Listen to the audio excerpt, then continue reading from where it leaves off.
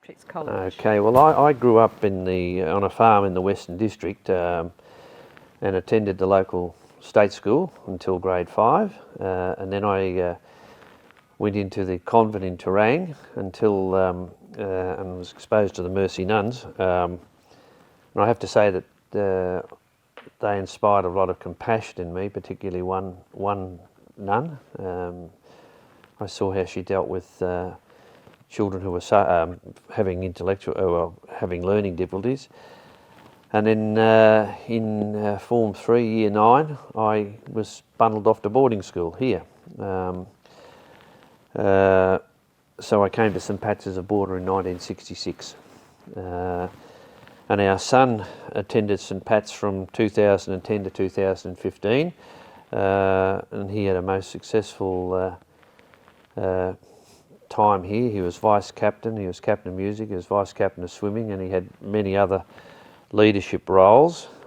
He successfully completed his VCE and was admitted to the Conservatorium of Music at Melbourne Uni, where he graduated with a Bachelor of Music and then an honours year, and then he went on to do a Masters in Arts and Cultural Management. So I joined the OCA in 2016, the Old Collegians Association, and I was president from 2017 through to 2022. And because James had such a successful time here at St Pat's, I saw that as a way of giving something back to the college. So that's my recent connections and historical connections to the place. Now, I have to say, when I first arrived at the college in 1966, I didn't feel all that welcome. My second night here, I got 6 on the backside with just a pair of pyjamas on, and I remember very clearly, even though it's 57 years ago, crying myself to sleep that night. And I packed my little Gladstone bag the next day and walked out to the red mailbox. It's still there.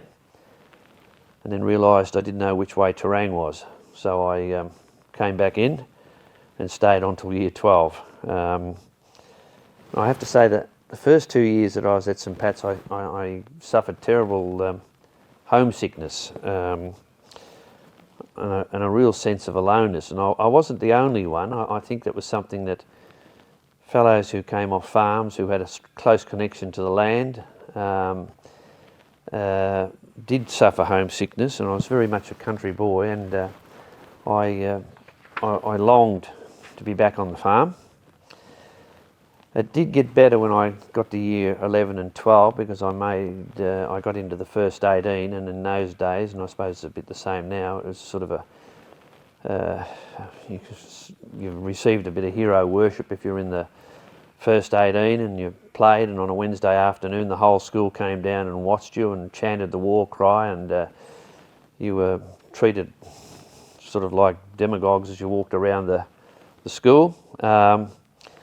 So it was in year 11 and 12 that I sort of felt a strong connection, or a greater connection, to the college, and we started to get a little bit more freedom too, with allowed out and that sort of thing.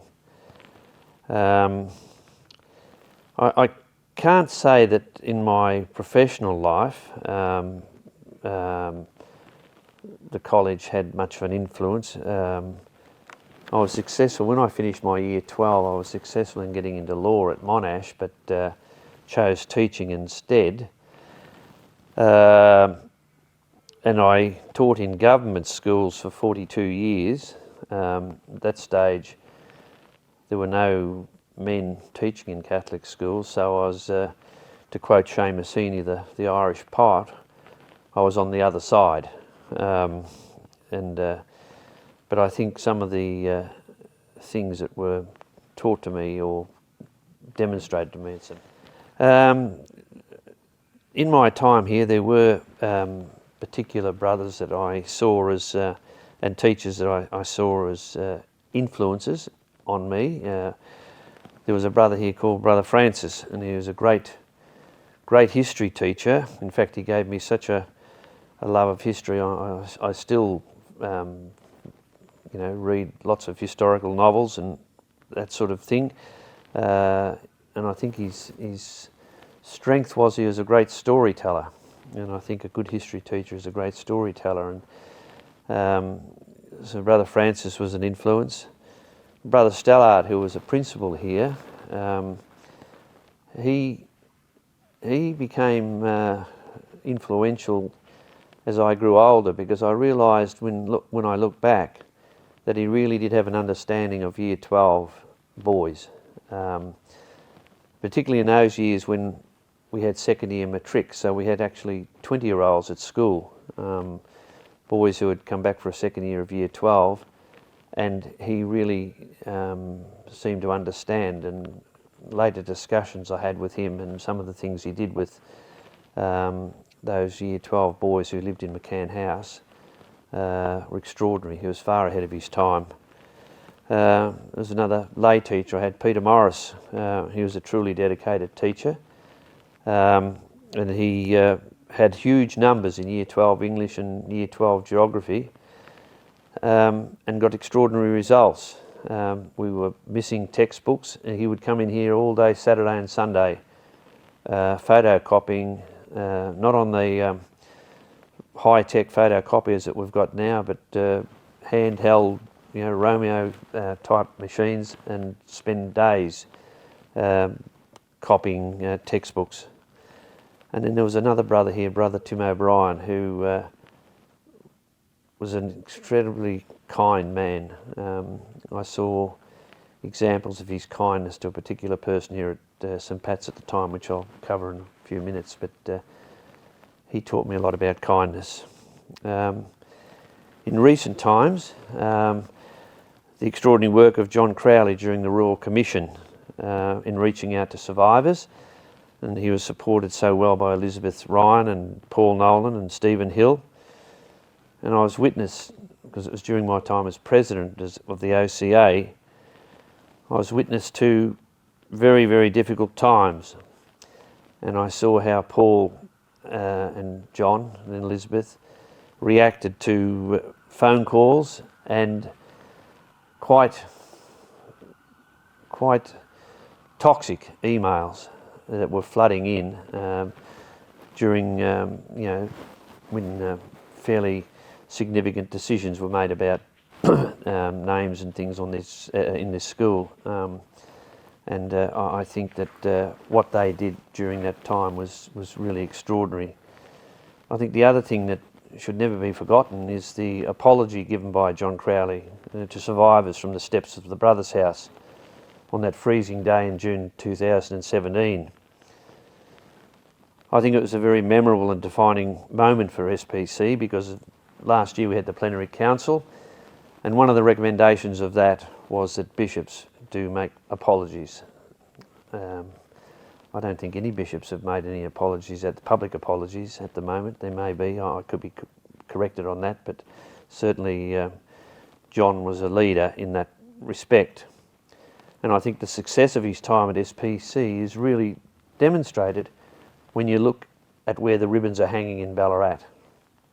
Okay, I think that's an important milestone.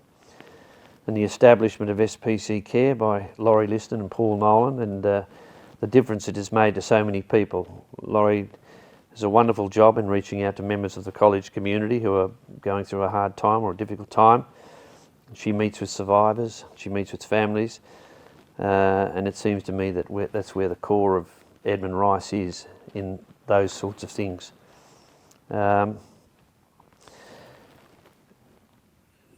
I found my time here, there were some memorable times, funny times. I found my time in cadets, and they don't exist anymore here, fairly enjoyable. I didn't mind going to Puckapunyal and shooting a Bren gun or a 303, cutting a 44-gallon drum in half. That seemed a fairly exciting thing to do, or the bivouacs out in the bush.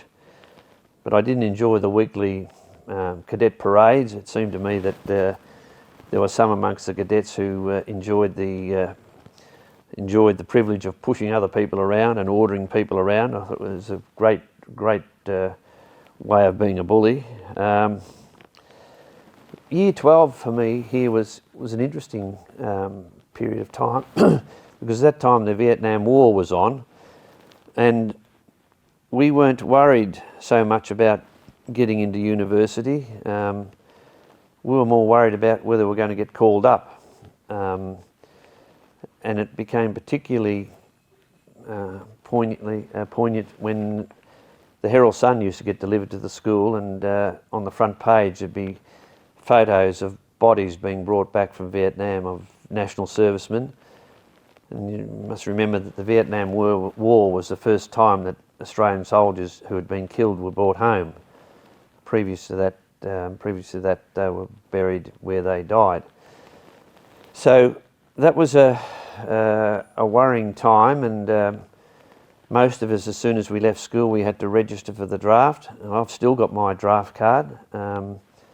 You had to fill in 2 sides of a card, and keep one side and carry it with you all the time. And its instruction is there that you could be stopped and asked where was your draft card, had you registered. So that was year 12 was fairly worrying, and because we all know that the Vietnam War was very unpopular. There were mass marches against it, and we just didn't know where we were going to end up. If I had advice to give to boys that are here now, I think you should involve yourself in as many activities as you can. You won't get such an opportunity again, and don't confine yourself just to sporting things. Become involved in the arts, debating, public speaking, music, because at the end of the day, those sort of things are going to be lifelong skills. Your time as a sportsman is momentary. It passes you by fairly quickly. And any opportunity that's presented to you, you should take. I can remember a teacher telling me he took a Year 7 retreat, and he gave the boys a big block of clay, plasticine, and they had to make something significant out of it. This particular student just rolled up a lot of little balls the size of marbles and put them in a half circle around himself. And the teacher said to him, "Come on, you've got to make something worthwhile, something you can talk about." And he said, "I have, this is it." So the teacher said, "Well, can you explain it?" And he said, "Here I am at St Pat's, Year 7. He said, all these balls around me represent an opportunity, and I'm going to take every opportunity I can." And he picked up those balls one by one. And he said, "That's what I'm going to do while I'm here." And the teacher was a bit gobsmacked, I think. Well, he said he was. What do I miss about my time at St Pat's? Well, I have to be quite honest, I didn't miss anything when I left. I just moved on to the next stage of life. I get amused when I bump into old boys who are there, and they have a vision of what St Pat's was like, and quite honestly, some of them still think St Pat's was like it was when they were here. And I had this demonstrated a few years ago. I ran into an old boy. It was he'd come up for a union, and he said, "Oh, I went up to the school today." It was a Saturday. "I went up to the school today." And I said, "Yes." He said, "I didn't see any brothers, and I didn't see anyone." And I said, "Well, that's not likely that you would see anyone." I said, "There are no brothers there anymore. The boarders are all out playing football or sport or somewhere off site. It's not like when we were here, when we just walked around." "Oh," he said, "is that what it's like now?" And I said, "Yes." He said, "You should come up during the week and have a look. You'll see a lot of different things." But I think with a lot of old boys, a myth grows. The further they get away from the place, the larger the myth becomes. And I mean, I think they forget the brutality of the brothers. Not all of them, but I saw so many unjust beltings, watching boys cry in pain as the strap was administered. I still think of that, and I used to think at the time, where is Christ in all of this? He seemed to be absent. I've just finished reading a book by Martin Flanagan called The Empty Honour Board, and it's about his life at a Catholic boarding school in Tasmania. And many of the things he wrote, in fact, I underlined passages in the book. I thought, that's taken right out of where I was. Exactly the same, the sorts of things I saw were echoed, and I mean, I've never forgotten getting 6 on the backside when I only had a pair of pyjamas on. I've never forgotten that. And certainly Martin Flanagan had lots of things in his book that were reminiscent of my time here. The core values of Edmund Rice are tradition, compassion, dignity and service. I think all these values are important, and the need for them in society today is even more important. And I'm just thinking, as we move towards the voice, if you looked at the values of Edmund Rice and what he was about, then yes would be a no-brainer. It would be just straight through, because everything he talks about, everything he did in his life was about giving people a voice. In his case, it was the underprivileged in Ireland, the people who didn't have a voice. So I think what he said, the message he had then, is even more important today. And welfare has always been a big component in my life. My whole life teaching, most of the schools I taught in were schools that had a big component of underprivilege. And I saw firsthand that the need for compassion. I saw how important it was to treat people with dignity and respect. And I hope that I was able to demonstrate that in my working life. And even now, as a retired person, I'm still involved with those traditions that Edmund Rice demonstrated in the organisations that I've been involved in and still involved in. And the boards that I've served on were mostly in not-for-profits. I'd have to say that a lot of these values came from my parents and the nuns, and then later on when I came here. But the philosophy of Edmund Rice, I think, has served me well. And I think it's very important that if you purport to be in the tradition of somebody, whether it be Ignatius Loyola in Jesuit schools, or Edmund Rice in Edmund Rice schools, or whoever, if you're going to take on that tradition, then you really need to demonstrate it quite clearly. I have to say that I'm involved in Legacy, and St Pat's has been exceptionally kind to Legacy with families that we have under the care of us. Families where fathers have suffered the trauma of war and service to their nation. And I've advocated at nearly all schools in Ballarat where we have families under care of Legacy, but St Pat's and I should also say Damascus have been exceptional in being kind and generous. You know, when you spend 4 years here as a boarder, and boarding is a subculture of the whole school, I still have 4 or 5 friends that I keep in contact. I have one particular person that he actually slept in the bed beside me in the dormitory in 1966. We met in that early February night in 1966, and we still speak to each other most days of the week. That was 57 years ago we met. I still have connections with the college. I've been a member of the OCA. I come into the college 1 or 2 days a week, connect with the development officer and with Laurie to see who amongst the old boy community has passed away. I have the responsibility of sending out obituary cards, and it's an interesting little exercise that you send, make a connection to somebody who was at the college and has now passed away. And the quarterly lunches at the Emerald Hotel in Melbourne, where old boys meet on the first Friday of every season. And it's a step back into the past when you go to those lunches, because old men become young men again. But the age group there, Alan? Beg your pardon? What sort of age group? Oh, well, it would be probably youngest. If you're 60, you're probably one of the younger ones. Well, I'd say 99% of the people who come to the Emerald are all retired, and they stretch all the way through till, early 80s.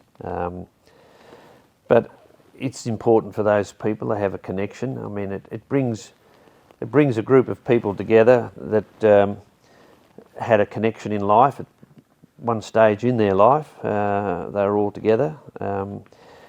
It's a little bit like the borders. When I was here, there were 250 boarders, and there's about 100 here now. But you do become a subculture within the school, and the connections you make as a boarder, I think, are probably in some ways a lot stronger than if you're here as a day student, because you're sort of 24/7 with a group of other fellows, and a lot of those connections are lifelong. The heritage of the place, and I think that's important. I think it's important to know where you've come from in order to know where you're going. I think it's important to know the history of the school. It's important to know what's happened, to correct wrongs, to correct injustices. I think it's really important, and it's happening now, that others in the college who have done well, besides playing football, are being acknowledged. And when you look back over the history of the school, there are some mighty people that have come to this school who couldn't kick a footy, and who have done exceptionally well in life and have contributed markedly to society. You've asked a question here on faith to share. I think one of the things that I often remember is the story of Jerry Joseph O'Shea. Now, Jerry worked here at the college when I was here, and he was here before me and was here after me. He had an intellectual disability, but he was often teased by boys. And I used to admire the kindness of Brother O'Brien, who really did look after him and care for him. I think there's a gate here named after him, but I used to feel embarrassed when I'd see people calling him names. There's an Irish composer, musician called Phil Coulter, and he wrote a beautiful song called Scorn Not His Simplicity. And I think if you listen to that song, it can't help but touch you. But I think Brother O'Brien exemplified everything that the song is about looking at somebody who was vulnerable and showing care, compassion and love for him. It was beautiful. I get asked constantly the question, do all boys' schools have a place? It's an open-ended question. Are all boys' schools a place where misogyny is bred, or can they be a place where respectful relationships towards women are fostered? And I don't know the answer to that. I really don't. Certainly many of the fellows I went to school with have expressed a regret that when they left school they didn't know how to interact with women. And I had two fellows my age last week, and over lunch both of them said exactly the same thing. We left school, but we didn't know how to act with women. And I think that's something that all boys' schools have to look at, and that is to foster respectful relationships and to, I think it's really cognizant on them to show that one of the big reconnections came with the apology that was delivered from here and that period of time. That reconnected a whole group of people, but it also put out into the community a story and a message that St Pat's wasn't like that anymore. That was part of the history. In fact, in that 2015, 3 boys from the school, the school captain and the two vice captains wrote a letter to the paper, and that resonated with one survivor, and it became a bit of a watershed moment amongst the students, that certainly the students saw what was happening as important, and the community saw it as important too. And I think that period of time did reconnect a lot of people with the school, because you've got to remember that whilst lots of fellows left the school with good, exciting memories of the place, there were a whole heap of others who didn't share that view, and now all the soul searching is still taking place, and you only have to look at unfortunately there are some journalists out there who just love to catch on to what's happening in Catholic schools, especially Catholic secondary schools, and if they can get an angle, they will. But whilst they might have an agenda, some of what they say has got a strong element of truth, and I think it's very, very important that schools, and it's not only Catholic schools, but schools that, particularly single-sex schools, that there's a sort of the eyes of the community tend to watch what's happening, and it makes it difficult, it makes it awkward, but I think those traditions, I mean, there are lots and lots of good things that happen in schools like St Pat's and other places, but if any of these journalists get hold of a story that casts doubt, they'll grab hold of it. If they wrote all the stories about the good things, but people don't tend to want to read about good things. They only want to read about things that have gone wrong. And I think that's why it was so brave of John Crowley in the period of that period of time where they acknowledged the bad things that happened, but they also put forward the good things that were going to happen in the future, the reconnection, and those things are really, really important. And I think if journalists spent time focusing on those good things instead of some of the other things, then it's not so hard. 17-year-old kids, why do you think that may be of value to them? Well, I think studies have shown that you tend to make a lot of lifelong friends post-secondary school, and I think I don't know that you reflect much about your secondary school until perhaps you've got your own children at secondary school. I mean, you're too busy at uni or TAFE or apprenticeship, establishing your career or your trade, or your relationships with whoever, and that most likely involves family. So for a lot of those early years, you're really, really quite busy, and sometimes I think the best connections are made. I know from all the reunions I went to, the most significant ones probably started about the 20-year reunion, and I think that's a good time when people can actually make some sort of worthwhile contribution. But having said that, on the old boy committee at the moment, there are two young fellows who were at the school in the last couple of years, and they have got really good ideas, and they are not afraid to express themselves. And I felt myself and another old boy who were both similar ages. We're here in the 60s, so you don't have to guess how old we are, but one young fellow said he really liked us being on the old boy committee because we were wise.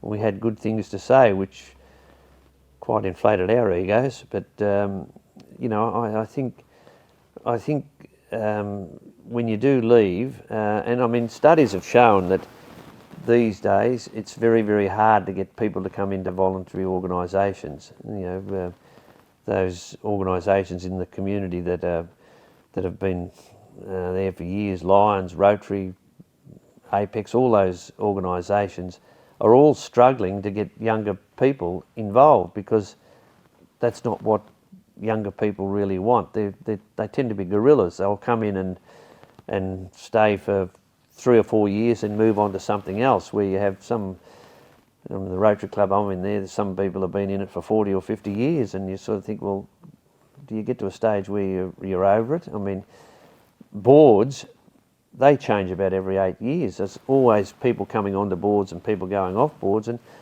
I think the OCA probably should be like that too, that you know, if you're on the OCA for 8 or 9 years, it's time to move on and let somebody else. But it is hard to attract new people, you know, but I think new people have to come in because new people have new ideas or new focuses or whatever. But there are some things within the realm of the OCA that should never be forgotten and should always be preserved. And I think that's why we have legends of the college and people that have made a contribution to society, and what they've done should always be remembered. Thank you. I've got a question, Alan. Yeah. In line with the Royal Commission and John Crowley's apology, Yeah. can you just talk about the reflective garden at the front? I think the reflective garden is a beautiful example of remembrance. You know, I think it's probably not much of an analogy, but it's a bit of an analogy. I spent 2018, I spent 6 weeks in France, and part of that trip was visiting the Western Front and looking at, you know, lots and lots of graves, including some from a school I taught at. And I think, you know, those places are sacred sites.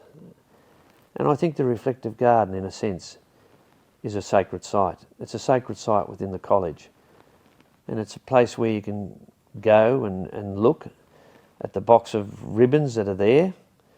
And there's a seat there, and you can reflect. And you can say, well, this place has made a genuine attempt at reaching out. And I think a very successful attempt, and I think it really is a place that the college should be proud of. That it is something very, very significant, and I think that reflective garden will become more important as the years roll by. I think it's something very, very positive that the school has done. The chapel with the honour boards, the World War I, II, the wars. Could you talk just briefly about that? Well, that too is a sacred part of the college. You know, if you go in there and you see the honour boards, and you see the names of all those people who served in World War I, World War II, and then Vietnam, Korea, and Iraq, Afghanistan, and East Timor, and the names up there. And I know that it's a work in progress, but you know, I think in recent times when we had Blaine Diddams killed in Afghanistan, that was really a sad moment because nothing was really achieved in Afghanistan. Except 40 or 50 soldiers were killed. And his photo is there, and I think it's important to go in and see those names. I look at there, sometimes I look and I see the names of boys I went to school with who were called up and who went to Vietnam. I think that sort of thing is important.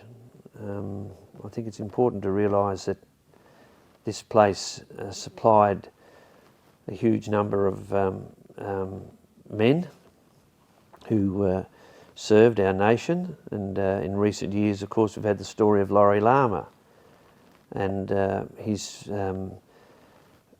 effort at reconciliation 70 years after the event. He knew that he dropped bombs on civilians in Germany, and it played on his conscience for all those years. And I always remember when he came to the college and spoke to 1,200 boys, and there wasn't a noise. You could hear a pin drop, and the only noise you could hear was weeping or sobbing as he told his story. He told the story of his best mate who was shot down and died, and he said that a day never goes by when he doesn't think about his friend who perished. He was a part of a crew of a bomber crew, and I think, you know, his address that day it would probably be one of the most, if not the most significant event I've ever seen at St Pat's, where an old man sat on a seat and addressed 1,200 boys who just listened in awe at his story. And I think, you know, for him to write letters 70 years later and apologise for what he did, and then for the mayors of those cities to write back and say, well, you're doing what you had to do, and don't forget we wanted to get rid of Hitler too. So, but I think that compassion, that love that Laurie showed is an example to everybody in this place and to society in general. I mean, I think it's just, his story is extraordinary. What he did is extraordinary. It really is. It was a saintly thing that he did. And you care about the future of the college and the boys here? Oh yes, I care about the future of the college and the boys. I think that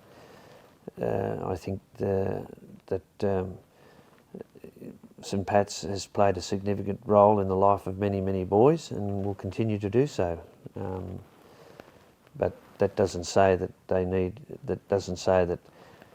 they probably, as happens every 5 years or 6 years when you do a strategic plan, you reflect on where you've come from, and you have to try and build some sort of plan for the future and see how it can be enacted and how you meet those goals. And I mean, I have looked at the strategic plan for the next couple of years, and even the way strategic plans are set out now has changed. And from the time when I was doing strategic plans at school to the sort of plan that's been presented this time around, it's quite different. You know, I think, I mean, post-pandemic, schools are not easy places to work in. I listened to an address by a principal from a government school, and she said that society thinks that the pandemic is finished, but it hasn't. It's going to exist in schools for the next 3 or 4 years, because you have cohorts of children who weren't at school for 2 years, who have had a different sort of education for 2 years, and it's very, very difficult to bring everybody on track in 1 year. That's why I think it's very unfortunate and quite short-sighted and pure politics for politicians to come out and denigrate NAPLAN results for this year. I think it's completely skew-whiff, and if politicians had a bit of a reflective look at themselves and looked at what was happening, then some of the comments they made don't add to the education debate at all. They detract from it. And I mean, the NAPLAN people have said that this year results may be down, although Victoria did fairly well. But you know, don't think the broader population just realise how destructive the pandemic was. And schools are battling with it all over the world. There's no doubt about that. And we're still battling with it, you know, society. We're still battling with it. I mean, yeah, it's an interesting time. And I mean, I think for young people, leaving school and going into university or whatever,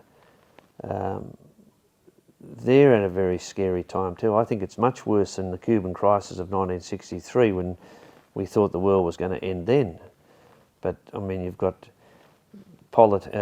leaders in countries that are really quite mad.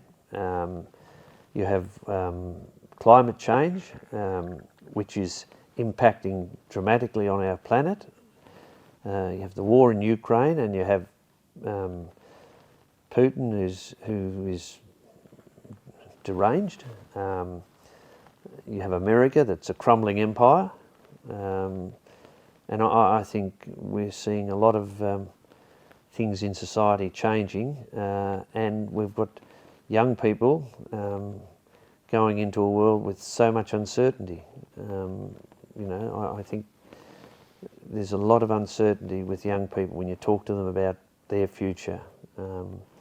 Many of them are quite fearful of what's happening.